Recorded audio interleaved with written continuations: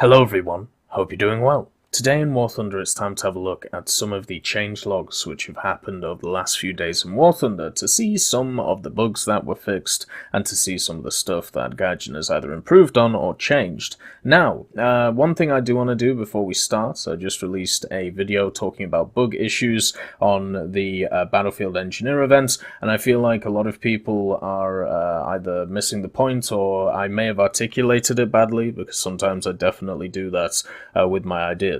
So the issue is not the fact that the diagnostic doesn't exist. The issue is because the diagnostic doesn't exist, it seems to be screwing with something in the system, and therefore components are not dropping for individuals because of it. The key aspect of the components not dropping is the fact that the diagnostic isn't working properly. That is the same trend I've seen across at least 5 or 10 or 20 people that I've talked to, and when it comes to the diagnostic itself, a lot of people have been saying the vehicle of 4 or after, you don't get the diagnostic. I know.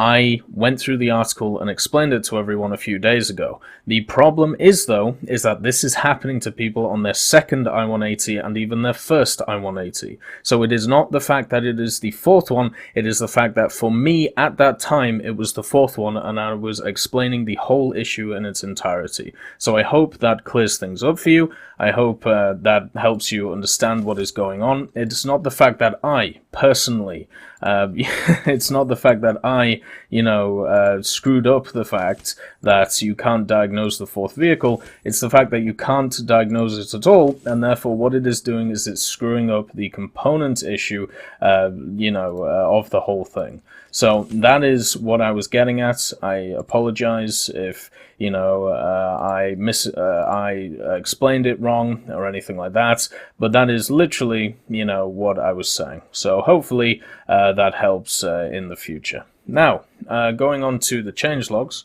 There are 4 of them, basically after the Alien event. We got one on the 8th, 9th, 10th, and 11th, and the reason why I'm saving them all for one video is because, well, there wasn't any huge ones. There was just a lot of very small things going on in War Thunder. So the first one, which came out on the 5th, is the update 1.87.1.36, and it is a bug where there was no sound buzzing being played for missiles homing lock has been fixed. So you didn't know whether they were homing, and you didn't know, or there was no sound cue. Imagine if, engine sounds were just turned off, or if a specific gun sound didn't happen. Something that is very key in ground forces is knowing about your surroundings and your environment, and Gaijin have put a lot of effort in, especially the last time they updated the Daegor engine to be able to hear echoes and hear environmental sounds. So not having them in because of bugs is a real big issue for a lot of players, because it means that you might not know exactly what you're fighting and also what that individual themselves is doing. So it's nice to see that this was changed. A bug where ground vehicles with shoulder guiding had the sound of a stabilizer being played has been fixed. I'm guessing that is the whirring sound or something like that. So once again, another sound issue which has been fixed, and hopefully one thing that I have seen which has come back recently, which is kind of funny, is the wonderful machine gun bug. I actually had it the other day, courtesy of an FV4202. It was running alongside me, and the machine gun just kept going and kept going. So it seems that what is happening with the FV4202 and maybe some other vehicles is the machine gun bug is still there. If you don't know what the machine gun bug is, it's the one where they have unlimited machine gun ammo and it's just shooting constantly, even if the individual themselves hasn't even shot the machine gun. The next one, a bug where high ping created some issues in controlling a vehicle, has been fixed. Oh, well, that's good. I mean, generally high ping would create some issues anyway. I'm guessing these would be additional issues on top of the issues of high ping. So normally that affects, vehicles around you and not your vehicle yourself. One thing I've found, though, when I've played the odd game while uploading, is the fact that the game very much decides that it wants to rubber band, which makes sense, especially if you have incredibly high ping. The Locked On tab, added in the workshop for console users to allow the exchange of items gained from trophies. So that's good. One thing I do want to actually mention about this, if I go to not the item shop but my inventory, I still haven't had a Locked On trophy drop this whole time. Now, I'm wondering if this is something that a lot of people are having, or if this is just an issue I'm personally having. But recently, I got another Project X trophy and another Supersonic trophy, but I haven't had a single Locked On trophy drop, which is obviously the update 1.87 trophy. And I'm just wondering if anybody else is having this same idea. It would be lovely to see what the drop rates have, even though, you know, a lot of people do have issues with China and especially Chinese law. One of the things I definitely think they got right was the fact that they have a built-in system, or they have some form of law, which means that you have to show the probabilities for stuff like loot boxes and for stuff like how easy is it to get certain things out of loot boxes. Now, there are certain companies that get around that. I remember hearing a story about Blizzard where, obviously with Hearthstone, they had to give you a guaranteed item in each box, so therefore they could add in the RNG element of the cards. So every box you get a little bit of dust on top of the cards themselves, and obviously this is only for the Chinese region. So there is ways around it, but that law in general, it would be great to see, because, to be honest, you know, there's some wonderful stuff here. You know, there's a bunch of great skins. It's wonderful that the community members who create these skins are getting supported through purchases in the game. You know, I really think one of the great things that Gaijin did over the last year was the markets and how they've mainly implemented it. I think this most recent event has shown a little bit of its flaws, but I think overall it's still a very good thing. But the main thing with it is the fact that it gives a lot of users stuff which before they couldn't make money on, or they couldn't make Gaijin coin on. It gives them a little bit of kickback, which is great. But it would be nice to see the probabilities of each skin or each vehicle in it, just so people know what the odds are when they go in.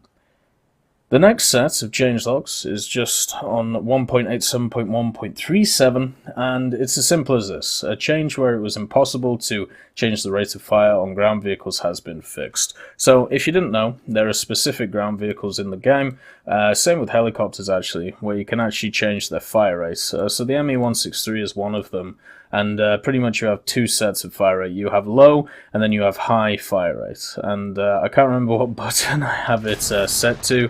I think it's like one of these, or maybe one of these. But basically, if you go to controls, and then you go to your weaponry, you can find the simple machine, which I can't find right now. But basically, you have a mode where you can change what type of fire rate you have, either low or high. And the reason for doing this is if you don't want to fire as many shots off. So as you can see, change rate of fire is B. Unfortunately, B is also my binoculars button. There we go. So you can see that's low fire rate, that's high fire rate. It's just so you don't, fire off a ton of rounds at the same time. So it's kind of up to the individual if you want to add that in or not. The problem is it was bugged, so you could only keep it one way. So now I'm very happy to see that they fixed it. So that's once again another nice little bug that they've fixed. The next one is 1.87.1.43, which came out on the 10th. A bug which would occur when switching to the optical sight, stopping the player from controlling the vehicle by using mouse aiming, has been fixed. The shot cal delay, a bug where the M111 APF SDS ammo was counted as default and free, has been fixed. From now on, the heat shell is the default. The M111 costs 400 silver lions. So the first one, when you switch to optical sight, stopping the player from controlling the vehicle with the mouse aim, has been fixed. That's good, no issues with that. It was kind of funny when the shot cal delay change came out, because funny enough, it came out just before one of the machines that just got added to the game, the Macabre. And one thing you'll find about the Macabre is that it uses exactly the same APFSDS and maybe even the same heatfs as the shot cal delay. Let's just have a look here. Where you at? There you are. So the shot, yeah, it uses exactly the same rounds as it. So what a lot of people were saying with it was the fact that, there we go, let's just get all that done. The fact that with the Macarthur, because it was getting added, you know, they were changing the APFSDS to cost something. And, you know, I mean, that could be, well, the reason why it happened, but it just meant for a long time the shot cal had very cheap ammo. I mean, it's still an incredibly cheap ammo vehicle to run. The Macarthur, at least stock, which is what I have it, is very cheap to run as well. So, you know, there's some small victories here, but it does mean if you are using the shot cal, it will be a little bit more expensive for you. The next changelog came on the 11th, and it was a bug occurring when respawning in an aircraft where players would see the message, your flying speed is too low, increase throttle to avoid crash, has been fixed. I get a few messages about max RPM, and I understand why I'm getting them, but a lot of situations is I'm doing it on purpose. So it would be nice to turn them off, but I understand why they're there. It's nice to see that fixed. And then the SA-342M Gazelle, so this is a French helicopter, a bug which would occur when activating the button for heat flares, where players would see the message out of flares, even though the vehicle is incapable of having them installed, has been fixed. So pretty much the helicopter would be going, hey, bozo, you know, you have no flares. And then the person would go, I know, I can't install them. But it looks like they got that fixed, so that prompt won't open up. So as I said, not a ton of crazy bug fixes here, but the sound fixes are massive. Personally, I think sound design in this game is very good. There are some great sound mods out there if you want to try them out, but the main thing is that you need to know about your situational awareness, and sound is a large factor of that. Anyway, I hope you enjoyed this video, and I hope the grind is going well for you. I'll see you next time. I'd just like to thank B. Young, Blackie, Daniel Stanton, Dyslexic Child, Martinez, Matati, Moxie, Nito, Nick Graham, Alobralo, and Super Cacti for supporting me on Patreon.